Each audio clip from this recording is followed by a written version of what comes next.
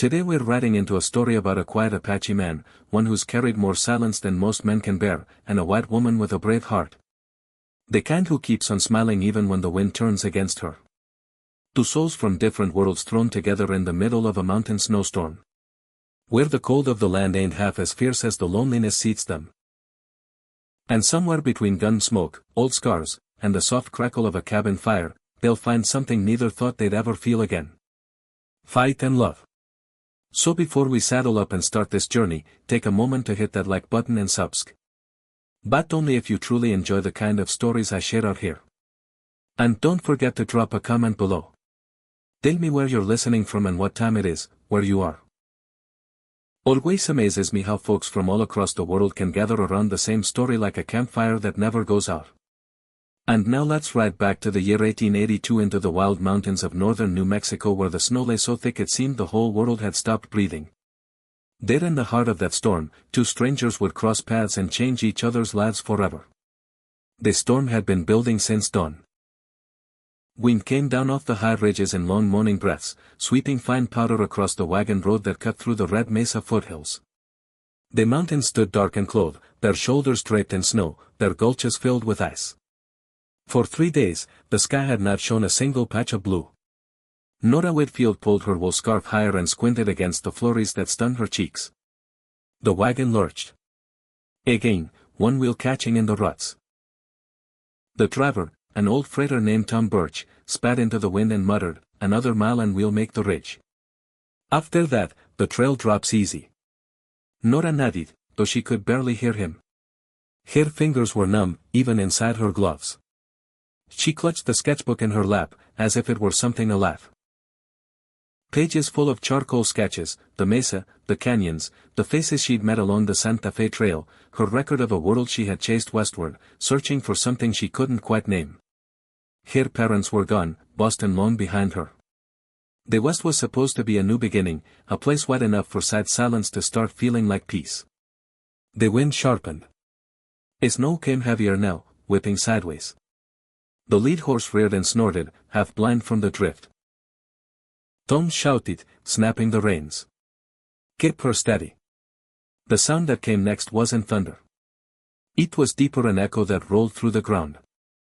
Nora felt it in her boots first, then in her bones. She turned toward the slope above them. The whole mountain seemed to move. "Tom," she started, but he already saw it. A white wall rising, shifting, breaking loose. Avalanche. The word barely left his mouth before the snow came roaring down. The wagon tipped, horses screamed, wood splintered. Nora grabbed the side rail, felt herself lifted, spun, then thrown into white nothing. The world turned soundless. Her body hit hard. Something cracked near her shoulder, and the cold swallowed everything. When she opened her eyes, there was no ski, only gray light filtering through a crust of snow above her.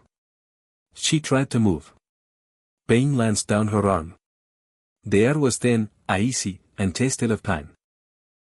Panic flared, buried alive, but she managed to shift, clawing through until her hand broke the surface. She dragged herself up, coughing, snow clinging to her lashes. The road was gone, it asked. The wagon lay on its side, 20 yards away, half buried. One horse struggled weakly, the other didn't move at all. There was no sign of Tom. "Hello." Her voice cracked in the wind. Nothing answered except the groan of settling snow. Her limbs shook with cold. She crawled toward the wagon, but the slope was slick, her strength ebbing fast. She knew enough of winter to understand what came next. Numbness, sleep, then the long dark. She pressed herself against a wheel, eyes half closed, whispering a prayer she hadn't said since she was a girl. That was when she saw him, a dark figure moving against the white. At first she thought it a trick of her dying sight. But the figure grew clearer, tall, wrapped in a fur-lined coat, steps sure despite the drifts. He came from the tree and, carrying a bow and a bundle of wood. Snow caked his long black hair. An Apache, she realized dimly, though her mind was already slipping. He stopped a few feet away, silent as stone, studying her face. The look in his eyes was neither pity nor surprise, just calm recognition, as if he had seen this before. "Please," she managed, lips cracked and blue. Don't leave me. He crouched beside her, checked her pulse, then stood without a word. He cut a strip from the blanket on his back, tied it around her injured arm, and lifted her with a strength that stole her breath. She felt herself rise, then sway as he started toward the trees. She tried to speak again, but the wind stole her words. All she could do was let her head rest against his shoulder and listen to the steady rhythm of his boots crunching through the snow. The world came and went in fragments. The smell of smoke, the rasp of firewood, the soft thud of a door closing, then warmth. She lay on a bed of deerskin near a small stove, the flames flickering low. The man was there, moving quietly, hanging his coat on a peg. He poured water into a tin cup, knelt beside her, and held it to her lips. "Drink," he said. The voice was deep, rough from disuse, his English slow but clear. She drank, coughing once. "Thank you," she whispered. He gave no answer, only rose and fed more wood to the stove. His motions were precise, practiced. The cabin was small walls of pine logs, a rough table, 2 chairs, a single narrow window fogged with frost. Everything built by hand, everything worn. When he finally looked back, his face was half in shadow, sharp features, skin the color of old bronze, eyes dark and unreadable. It could have been 30, maybe a little more. He regarded her the way a hunter regards a wounded creature, measuring whether it would live. "Who are you?" she asked softly. "Cuchis," he said after a pause. Then he turned towards the fire again. "Sleep. A storm not done." She tried to smile. "You saved my life." "No." His back stayed to her. A snow stopped. He was there. Her lips curved faintly despite the pain. "Either way, I'm glad you were." He said nothing more. The wind battered the shutters. Somewhere outside a tree groaned under the weight of ice. Nora watched the man's shadow move across the wall, tall and silent, like a part of the mountain itself. She wanted to ask why he lived alone out here, or how he'd known she was buried in the drift, but exhaustion won. Her eyes closed, the warmth of the stove washing over her. Colchisten sat down across from her, the firelight catching the scars across his knuckles. He studied her face for a long while.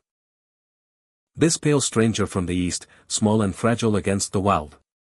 Then he reached into his pouch, drew out a sprig of pine, and laid it gently in the flames.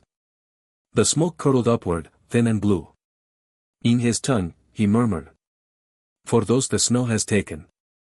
Outside the storm pressed against the cabin walls, erasing every track but his own.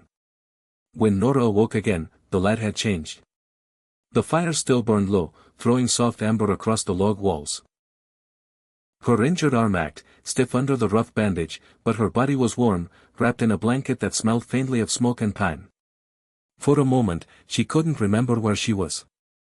Then she saw him, the Apache, sitting near the stove, sharpening a knife on a wet stone.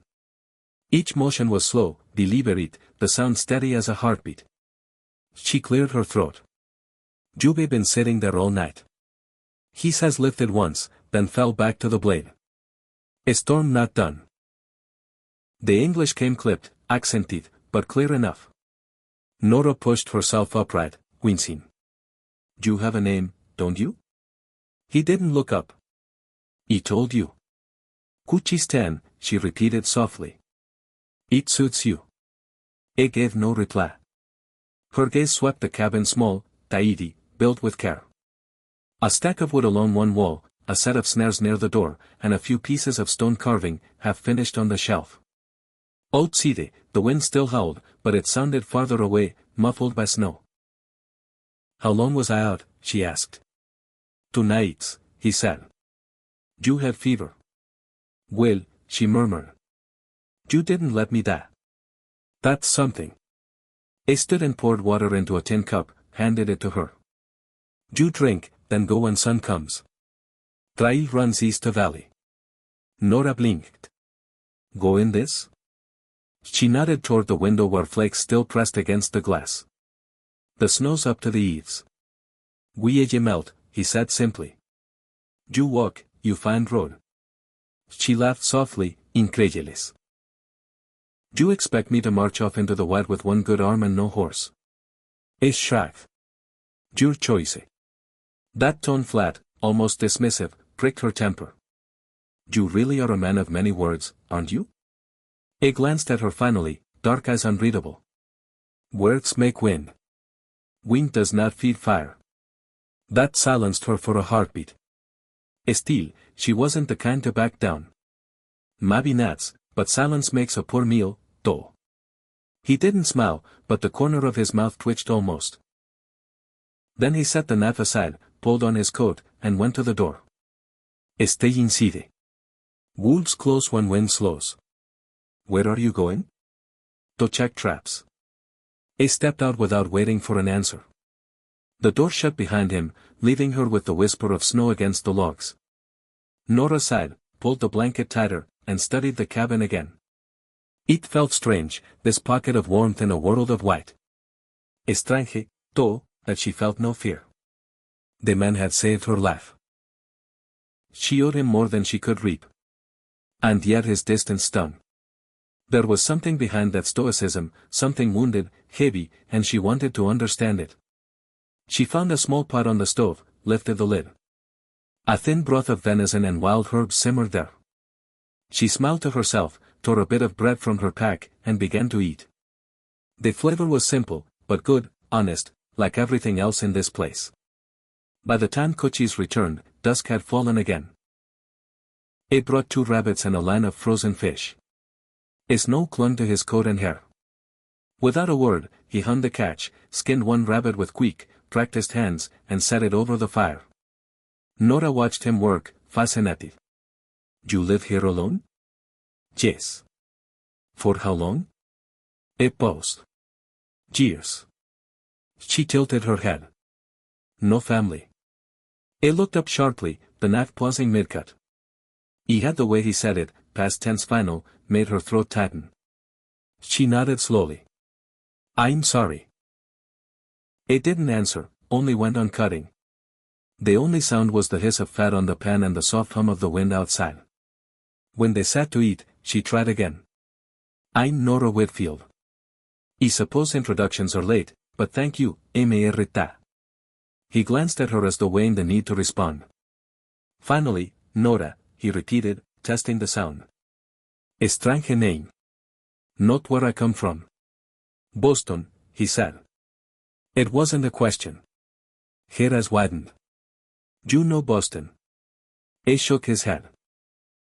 You know what it makes of people. That silenced her again, but not for long. He came here to paint the West, she said quietly. To find something pure. He thought it would be colors and cliffs. Turns out it's snow and a man who doesn't smile. That turned her a look half annoyance, half amusement. Snow and silence are pure, he said. You talk too much to see it. She laughed, vivid, but genuine. They now learned to see quiet. Later, when he thought she was asleep, she opened her eyes just enough to watch him. He sat cross-legged before the fire, a pine branch in his hand. He touched it to the flame and lifted it, letting the smoke curdle toward the rafters. He murmured something in Apache words she couldn't understand, but the tone carried weight. Reverence. What are you doing? She asked drowsily. It didn't startle. Smoke carries prayers. For who? For those the snow took. Her gaze softened. You lost someone in a storm. He stared into the fire. Everyone loses someone. The wind keeps them. The quiet that followed wasn't uncomfortable. It was deep, old, like the hush between canyon walls. Nora felt it settle in her bones. By the 3rd morning, the storm had eased. Pale sunlight spread over the valley, catching on the drifts like powdered glass. Cochise packed his bow and gear, preparing to head out again. You will go today, he said, not unkindly. The trail's clear. Nora looked out the window. The world was wide and endless. No road, no sign of life. Do you expect me to find the way alone? He tightened the strap on his pack. Follow the sun east and down. She folded her arms. And if I freeze halfway, then I dig another grave, he said too evenly. Do not first. Her mouth fell open. That's your idea of encouragement. He gave the faintest shrug. Truce. Well, truth is overrated, she muttered, grabbing her coat. When she stepped outside, the air bit her face, sharp and clean. Snow stretched unbroken in every direction. The idea of walking into it alone felt absurd. She turned back toward the cabin, calling through the door. You can't just toss me out here. He looked up from his pack, expression unreadable. I told you storm's done. And I told you I can't walk 30 millas through a mountain pass by myself. Unless you want another ghost to burn sage for. That gave him pause. He studied her for a long moment, then exhaled through his nose, a sound halfway between irritation and surrender. You talk too much, he muttered. Maybe, she said, smiling. But at least you're listening now. Bamida, she was still there. She swept the floor, fed the fire, hung his snares to dry, humming Holly. Cochise worked outside, splitting wood, pretending not to notice. But every time he glanced toward the window, he saw her shape moving inside, alive against the glow. When he finally entered, she met his glare with that same bright smile. He decided to stay until the snow melts. Said sat down the axe. You will only make trouble. Then I'll make it politely, she said. And maybe I'll paint you while I'm at it. His brow darkened. No drawings. Why not? He hesitated, eyes flicking toward the shelf where the pine ashes still smoked. My people say drawings trap the spirit. She considered that, then nodded. I'll write, no drawings. Ella just remember you. He turned away too quickly, but she saw at the faintest curve at the edge of his mouth. There and gone. That night, as wind whispered down from the ridges, Nora sat near the fire, sketching the mountains instead. Coaches worked silently beside her, mending a snare. Neither spoke for a long time. When she finally looked up, she said, You know, you're not as frightening as you pretend. He raised a brow. No, she said. You just forgot what it's like to have someone talk back. He didn't answer. But the line of his shoulders eased.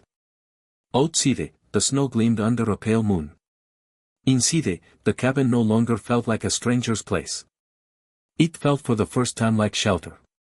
And though Kuchistan said nothing, he didn't open the door to send her away again. The snow hardened under a silver moon. It was the kind of cold that cut through wool and skin, the kind that made the trees groan in their roots. Even the wind had grown tired of its own voice and drifted down to a low moan along the ridge. In that silence, every sound carried a log cracking, a horse stamping in its sleep, the faint breath of two people living in the last warm cabin before the high country. Kochi stood outside, scanning the terrain. The night smelled wrong, too still, too sharp. He crouched, brushing his glove across a print near the fence post paws, big as a man's palm, pressed deep into the snow. Wolves. He straightened, his breath clouding in the moonlight. The herd would be hunting closer to the cabins now. Handger always brought them down from the peaks. He looked toward the window, where Nora's lantern still glowed faintly behind the frosted glass. She was inside, humming some old tune, sketching by the fire, as she often did when he was out late. It wasn't a song he knew, but it softened the night somehow. He adjusted the bow on his shoulder and went back in. They're out there, he said as he shut the door. Nora looked up, pencil mid-stroke. Who's out there? Wolves. Big pack, she frowned. How close? Too close. He set the bow near the wall, took down his rifle, checked the chamber. Stay inside. If they come, keep to the fire. They hate flame. Are they dangerous? He gave her a flat look. Wolves don't come near men unless hunger beats fear. Tonight they're hungry. Something in his tone chilled her more than the wind. She rose, crossing to the window, peering through a thin slit in the frost. The moon lit the clearing in front of the cabin, white, endless, silent. I don't see anything, she said. He didn't answer. Instead, he set two more logs on the fire and dropped the latch across the door. His motions were calm but tight, like a man preparing for a fight he didn't want. Hours passed with the kind of quiet that presses on the ears. Nora dozed near the fire wrapped in a blanket. Kochi sat by the door, rifle across his knees, his eyes half closed, but listening to every shift of the wind. Then it came a long low howl that rolled down from the ridge. One voice, then two, then a chorus rising like the sea. The horses in the shed screamed. Cochise was on his feet before she fully woke. What is it? She gasped. Debe come. It flung the door open, cold air slamming into the room. The moon painted the world in silver and shadow. Beyond the corral, black shapes moved fast. 5. 6, maybe more eyes like sparks in the snow. It fired a single warning shot into the air. The echo rolled off the cliffs, but the wolves didn't scatter. Hunger made them bold. The biggest one, a grey brute with a torn ear, crept forward. Tisba. Nora grabbed a burning log from the fire and followed him to the threshold. You said to keep to the flame, she called. He spun toward her. Incide. I'm not letting you fight them alone. There was no time to argue. The pack charged, a blur of muscle and snow. Cochise fired once, the nearest wolf dropping in a spray of red. Another leapt over it, slamming into him before he could reload. They rolled in the snow, a flash of teeth and fur. Nora swung the torch hard, striking the beast's flank. It snarled, turned on her, eyes wild with rage. Before she could retreat, another wolf lunged from the side. She raised her arm to block and its claws ran across her shoulder, tearing fabric and skin. She stumbled back, pain searing like fire. Cochise shot the beast mid-leap. It fell inches from her feet. The rest of the pack wavered, then broke, fading into the dark trees. Their howls retreated across the ridge, swallowed by distance. For a moment, there was only breathing the ragged gasps of two people standing amid trampled snow and blood. Nora dropped the torch, clutching her shoulder. "You think he got me?" Cochise turned, saw the dark stain spreading down her sleeve. Without a word, he caught her arm, pulling her back inside. The door slammed. The bar dropped into place. He knelt beside her near the fire, his hands already working, calm, but fast. The gashes ran from her shoulder to the middle of her back. Ugly but shallow. Still, the blood came quick. "You need to sit still," he said. "I am sitting still," she hissed. "You just can't promise to stay quiet." He tore a strip from his own shirt, pressed it to the wound, then moved to his shelf, rummaging through dried herbs and bark. His fingers found what he wanted. Yarrow leaves, pine resin, and a small patch of sage. He crushed them with a stone, mixed them with melted snow, forming a dark green paste. "What is that?" she asked through clenched teeth. "Medicine. I hope it works better than your bedside manner." He ignored the jab, handed her the bowl. "Put it on slow." She tried to reach the wound, but her arm refused to lift high enough. "It's no use. I can't reach that far." He hesitated, jaw tight. "Then I will." She blinked. "You turn. Shouldn't you at least knock first? This is no time for privacy matters even in Apache country." She cut in half, teasing despite the pain. He exhaled hard through his nose. He turned toward the wall, rapped his knuckles once on the log, then looked back. "Now, may I?" Her lips curved faintly. Permission granted. He came closer, kneeling behind her. When she loosened her torn blouse and let it slip from her shoulder, he froze for the briefest second. Her skin glowed pale against the firelight, trembling under his shadow.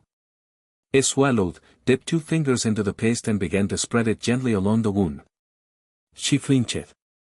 "Sweet mercy that burns. It cleans," he said. "Better burn now than rot later." She bit her lip, eyes squeezed shut. Sweat beaded at her temple.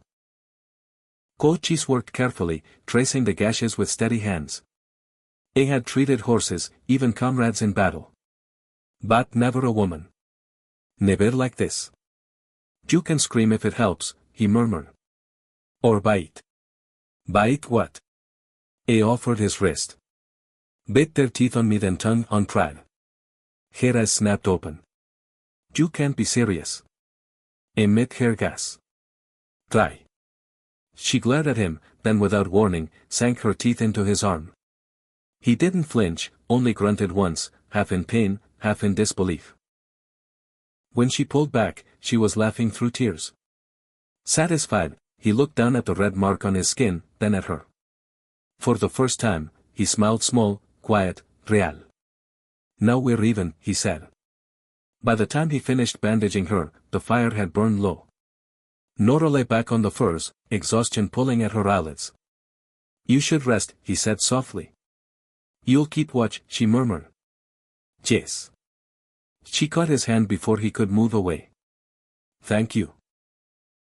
He didn't answer, but he stayed there longer than he meant to, her fingers warm around his. When she finally drifted off, he eased her hand aside, covered her with a blanket, and sat back beside the stove. Outside, the wind had died. Only the creek far below murmured faintly under the ice.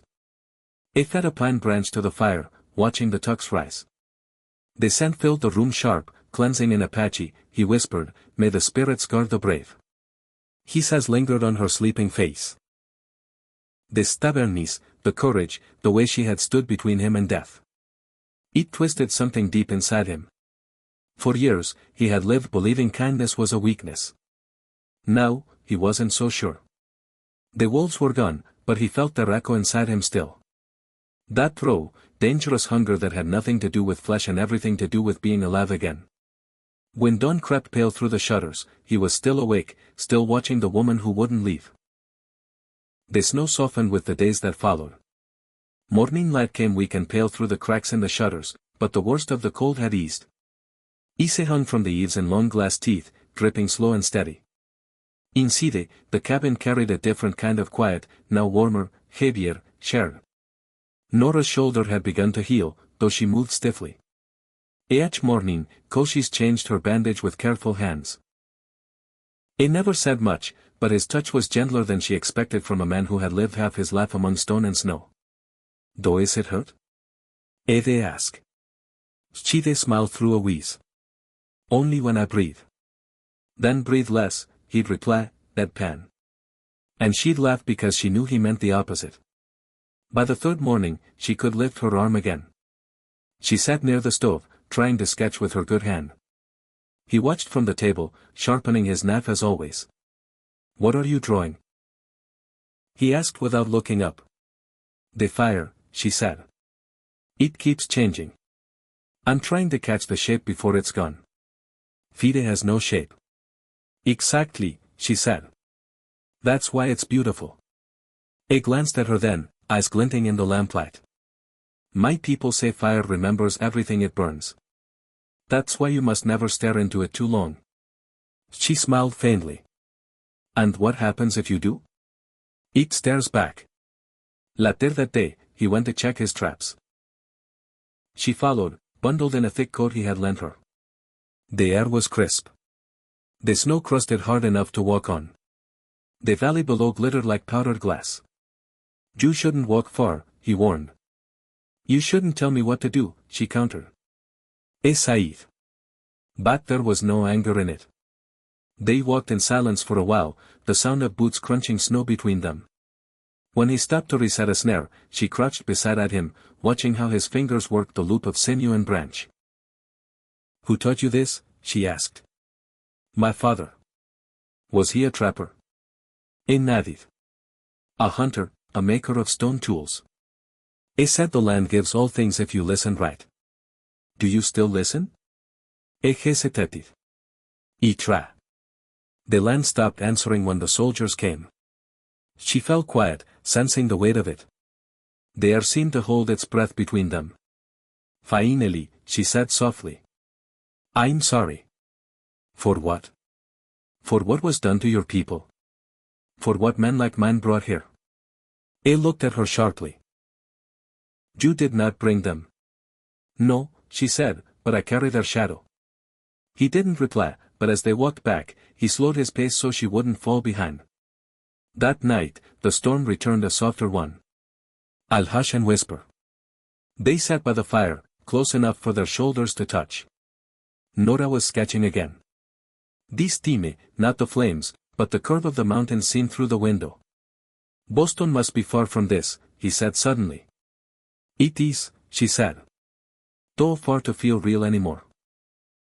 You left it behind. He had nothing to stay for, she said simply. My parents died last spring. Feber took them fast. Afterward, the house felt empty. Too many rooms, too many echoes. So, I sold what I could and bought a seat west. I nodded slowly. You came to forget. Maybe, she said. Or maybe to remember something worth keeping. It didn't speak for a long time. Then he said quietly, I once thought the mountains could forget, though. But they don't. Every wind carries a voice of what was lost. Is that why you live here alone? He poked the fire with a stick. A spark slept up like a small storm. He had a wife once before the raids. She was called Nelin, means waterflower. She sang when she cooked. When they burned the camp, I was away hunting. He found only smoke. Her heart clenched. Cochise. He shook his head. No need for sorrow. The dead are not blind. They see what we do with what's left. She stared into the flames. Then she must see that you still have kindness. He looked at her sharply, almost angry. Kindness is weakness here. You live alone long enough. You learn it. Do you believe that? His eyes flicked toward her. I want to. The storm deepened. Wind pressed against the cabin walls, shaking the shutters. Nora drew her knees up, wrapping the blanket tighter around herself. Does it ever stop? She asked. The wind. He smiled faintly. No, it sleeps then wakes. She laughed so softly like us. Then he studied her a long moment, his gaze quiet but intent. There was something about her that unsettled him. The way she spoke without fear. The way she smiled even when her hand trembled from pain. Finally, he asked, why did you smile when I found you in the snow? She blinked, surprised. I don't remember smiling. You did. You looked at me half dead and smiled. She thought for a moment. Because I wasn't alone anymore. The answer seemed to catch him off guard. He turned back to the fire, but his shoulders had softened. Later, as the wind eased, she dozed in her chair. The fire burned low, painting her face in golden shadow. Cochise watched her from across the room, thinking of how easily she filled the silence, not with noise, but with presence. He reached for the pine branch on the hearth, the same ritual he always performed at night. When he lit it, the smoke rose in slow curls. Nora stared. Another prayer, she murmured. He nodded.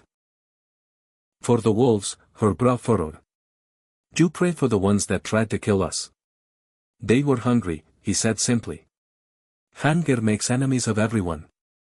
She smiled faintly. You always find a way to forgive the wild. He looked at her, his voice low. The wild never lied to me. They slipped by. Her wound healed and her strength returned. She began to move easily again, to help with chores, to laugh. Sometimes when she sang quietly while stirring a pot or sweeping the floor, he would find himself listening longer than he meant to. Once she caught him watching. What? She asked, grinning. Nothing. You were stealing. He shrugged. Fire was behind you. Light does strange things. Then it's the light's fault, she teased. He didn't smile, but he didn't look away either.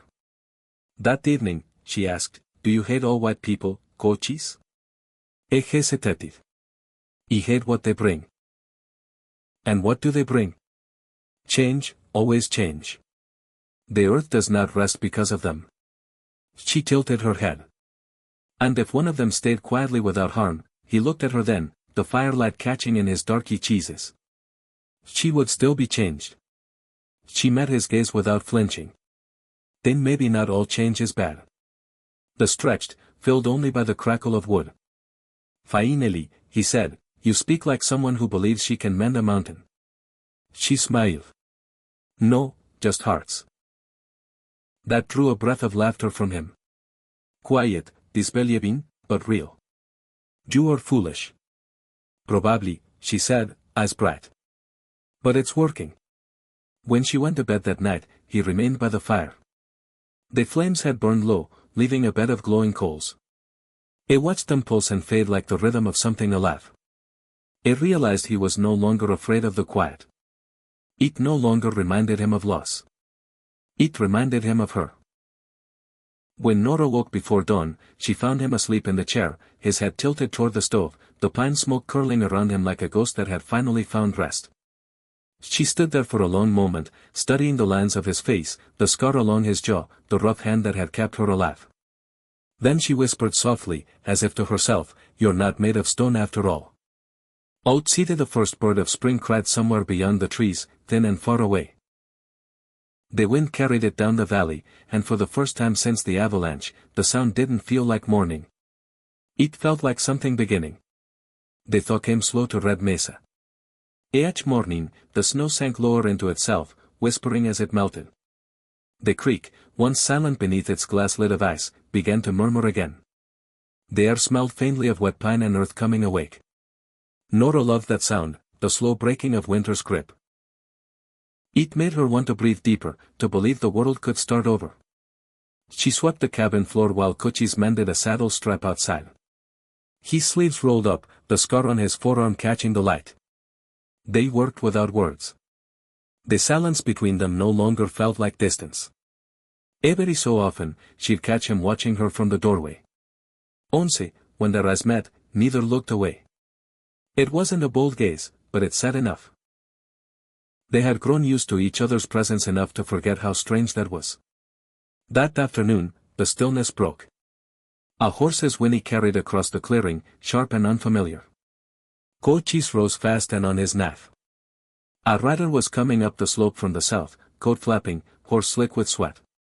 The man's face was wrapped in a scarf against the wind. Nora stepped beside him, shading her eyes. "Another traveler?"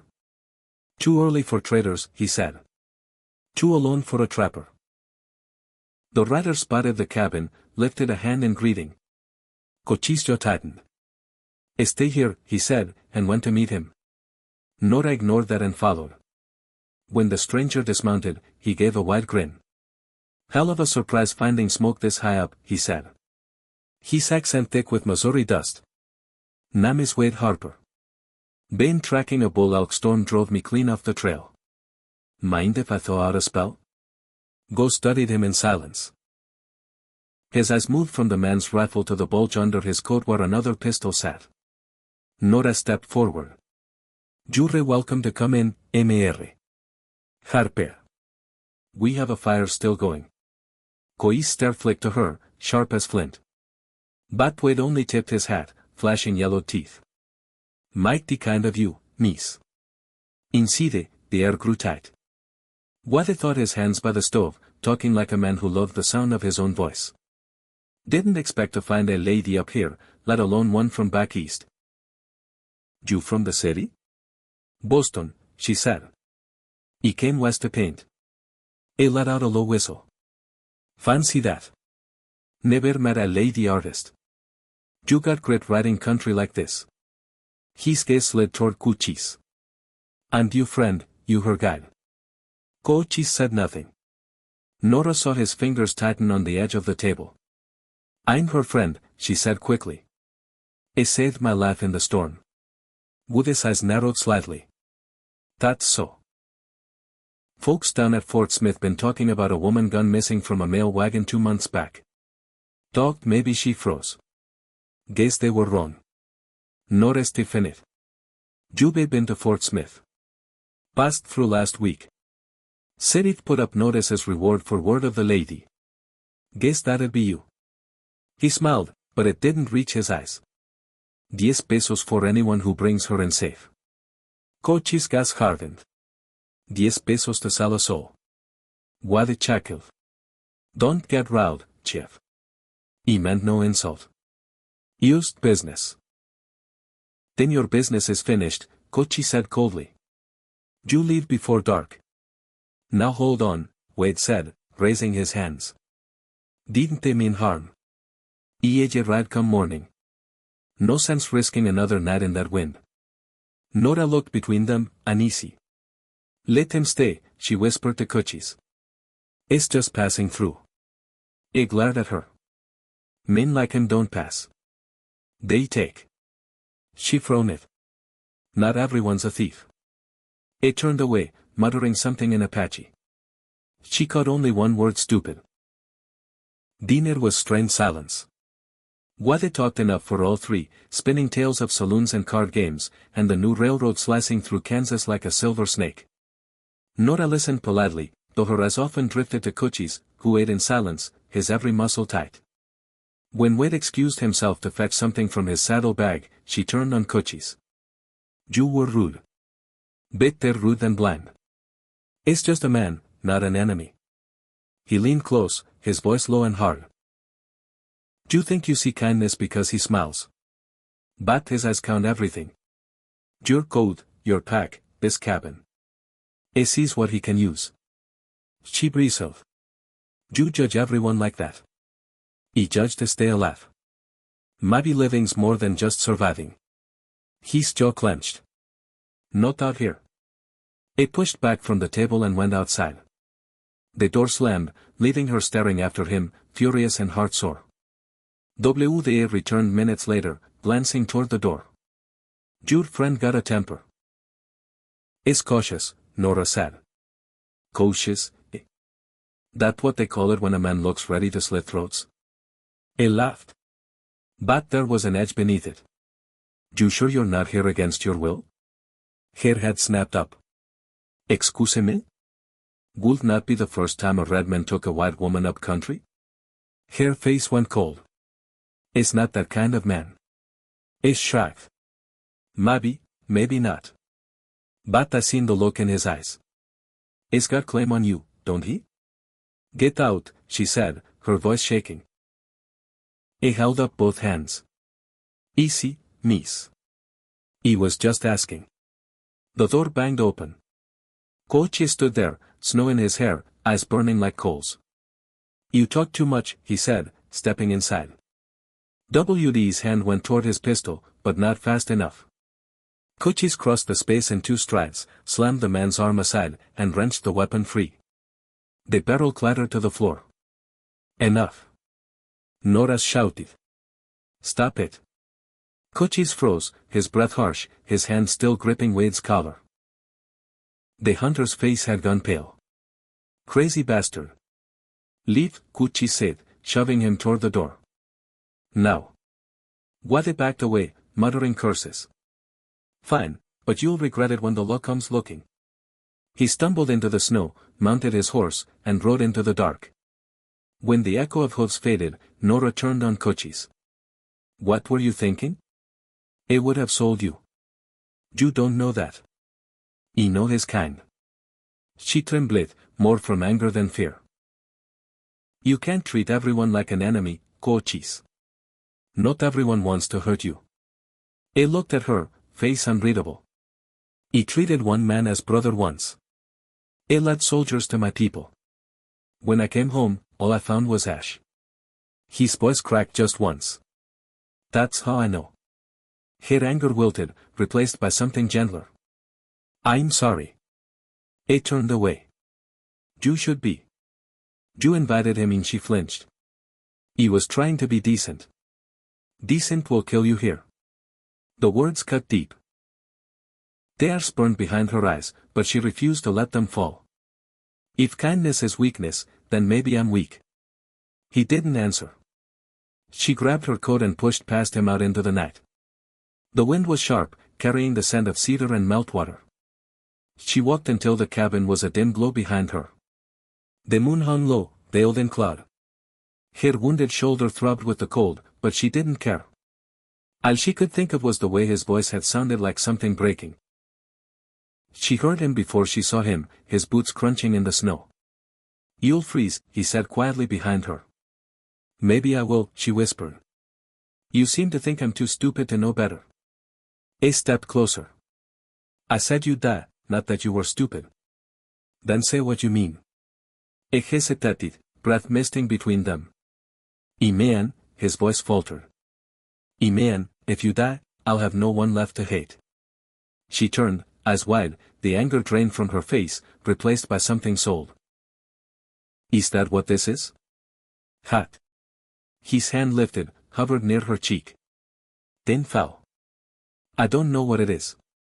Then learn, she said, her voice trembling. Because I already have. He looked at her for a long moment. The storm's edge catching in his hair. Then he stepped forward, pulled her close, and kissed her fierce at first, then slower, as if afraid to let go. When they broke apart, the snow had started falling again, soft, silent, forgiving. He rested his forehead against hers. No more kindness to strangers. She smiled faintly. Only to you. But they stood that way until the wind gentled and the cold eased its bite. When they walked back toward the cabin, the light from within spilled out across the snow, warm as dawn. By late March, the valley had changed its color. The snow, once endless, had retreated into the gullies and shadows. The creek ran wide again, singing as it cut through the meadow. Patches of brown grass pushed through the thaw. The air no longer smelled of frost. It smelled of earth, wet and alive. Coise stood outside the cabin, Maria did, the sun warm on his face for the first time in months. He had spent the morning patching the roof. But now he paused, hands on his hips, listening to the steady rush of water below. Spring was coming down the mountain. He had survived another winter. Inside, Nora was cleaning the stove, humming under her breath. The tune was a soft one, a lullaby she half remembered from childhood. When she looked up and saw him through the window, she smiled. She had grown stronger these weeks, her shoulder nearly healed, her cheeks sun-etched again. She moved easily through the cabin now, as if it had always been hers. And maybe it was. Half of her sketches lay scattered across the table. The ridges, the stream, the curve of his profile when he thought she wasn't looking. Chide never told him that a last one existed. When he came in, she poured him a cup of coffee thin, bitter, and black. You drink too much of this, she teased. It keeps me quiet, he said. And she laughed. They had found a rhythm one made not of words, but of presence. He would hunt and fix things. She would draw, clean, tend the fire. Every night they'd share a meal and sit before the flames, letting the silence stretch until it no longer felt empty. But silence can't last forever. Not when the world outside begins to move again. That morning, a column of smoke had risen from the far ridge, too straight, too dark to be from lightning. Koichi saw it first. He said nothing until after dinner when she noticed his eyes flicking again and again toward the window. What is it? She asked. Riders, he said finally. 6, maybe 7. Coming from the South Trail. She felt the weight behind those words. Do you think it's him? Wade. He nodded once. He talked too much to let go. Eje bring others men who believe the reward belongs to them now. Her breath caught. They eje come here. Yes. He set down his cup. They eje come for you. She stood. Then we'll leave. He shook his head. To late. They eje cut us off before we reach the pass. She stepped closer, searching his face. Then what do we do? He looked back at her, the same steady calm that had saved her life once before. We fight. They spent the next hours in the quiet preparation. He checked the rifle, the bozo, the troets. She helped stack wood against the windows, laid the extra ammunition on the table. Her hands shook only once when she picked up the revolver he'd taught her to use. You don't have to, he said. Yes, she replied. Eitho. Outside, the wind picked up again, bending the pines, carrying the smell of smoke. Somewhere down the slope, horses neighed. By dusk, the riders were close enough to see black shapes threading between the trees. 6 men, maybe 7, just as he'd said. They stopped near the creek, waiting, watching. Kuchis knew that patience. They were testing fear. He barred the door and moved to the window. When they come, stay low, he said. Don't waste a shot. She nodded. And you? Ieje make them remember Red Mesa. The first bullet struck near the door frame, splintering wood. Then another. Then the sharp echo of return fire from inside. The fight came sudden, brutal. The air filled with smoke and the sharp tang of gunpowder. Coaches fired steady, every shot measured. One rider went down near the fence. Another fell trying to circle the stable. Nora crawled to the back window, revolver in hand. A shadow moved between the trees. She fired once. The figure stumbled, cursing, and retreated. For a few moments, there was silence except for the crackle of burning powder. Then a voice shouted from the woods. "Hand her over, Apache. You can keep your damn life." Cochise reloaded, his jaw tight. "He already gave her mine," he muttered. Nora looked at him, eyes wide, heart pounding. "They won't stop." "No," he said, "but neither will I." When the men charged, the cabin roared with sound, bullets thudding into the walls, glass shattering. One made it as far as the door. Cochise met him there, the rifle butt crashing down hard. Another tried the back, but Nora fired first, her hand steady even as her body shook. The man dropped to his knees and crawled away. Then the shooting stopped. Only the wind remained. Cochise stepped outside, rifle raised. 3 bodies lay sprawled in the snow. The others were gone, their tracks winding back toward the ridge. He waited until the last echo faded, then lowered the gun. Nora followed him out, the cold biting her cheeks. She looked around at the aftermath, the blood dark against the white, the broken wood, the sins that always follows violence. "It's over," she whispered. He nodded slowly. "For now." She shivered, though not from cold. "They come again." "Yes, but next time they'll think twice." She studied his face, the hard line of his jaw, the calm in his eyes. He looked every inch the man she had met that night in the storm. Except now she understood what lived behind that silence. It wasn't cruelty. It was endurance. They buried the bodies by the creek before the sunset. When they were done, Cochise stood for a long moment, head bowed, whispering in Apache. Nora waited until he finished. "You still pray for them," she said quietly. "They were hungry," he answered. "Just not for food." When they returned to the cabin, he began repairing the door. She made coffee, her hands trembling slightly as she poured. "Finally," she said, "when the snow melts enough, I can go down to the settlement. Maybe find a train east." He kept working, not looking up. "If that's what you want," she set the cup down hard. "That's not what I said." He straightened, met her eyes. "You don't belong here, Nora. The mountains take what they love. One day they'll take you too." "Then let them try," she said, voice steady. Eve survived worse, he looked away. "You shouldn't have to fight to live, and you shouldn't have to live alone," she said softly.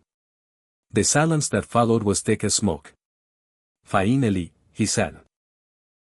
"The land remembers everything, even pain. Then let's give it something else to remember." He didn't answer, but something shifted in his eyes. A softness, a kind of surrender. The next morning, she packed a small satchel. He watched from the doorway, his face unreadable. She turned once more to him, her voice trembling only slightly. "If I go," she said, "will you forget me?" "Apache, do not forget," he said. "We carve what matters in stone." She smiled sadly. "Then show me where." He led her to the ridge above the cabin. The snow that had melted into wet red clay, and on a boulder overlooking the valley, he knelt and began to carve. It took time, his knife tracing careful lines, until a shape began to form. "A flower, simple but unmistakable." "The same one you drew," he said quietly. "You called it a wild daisy." She laughed softly. "It's yours now." When he looked up, she was watching him, eyes bright in the sunlight. "You don't have to stay," he said again, almost pleading. "The world down there is easier." "I don't want easy," she replied. "I want true." For a long moment, neither moved. Then he reached for her hand. She took it without hesitation. By afternoon, the snow melt had become a river. It ran fast past the cabin, carrying pieces of winter away. Smoke rose from the chimney again, thin and straight against the blue. Anyone passing through that valley months later would have seen only that smoke. 2 figures moving between the pines, a man mending fences, a woman hanging laundry to dry. They would have seen a life simple as breath. But for those who knew the story, it wasn't simplicity. It was survival. It was choice. And when the first wildflowers pushed through the thawing ground at Red Mesa, Cochise 10 and Nora Whitfield knelt side by side to watch them bloom, two lives that the snow had tried to bury. Now growing in the light they'd fought to find. And that was the story of two souls born of different worlds, carrying different paths, yet sharing one heart. A heart that knows how to love, how to forgive, and how to begin again, even in the coldest winter. If you're still here listening all the way to the end, I truly want to say thank you. Thank you for giving your time and for letting this story come alive once more through your ears and your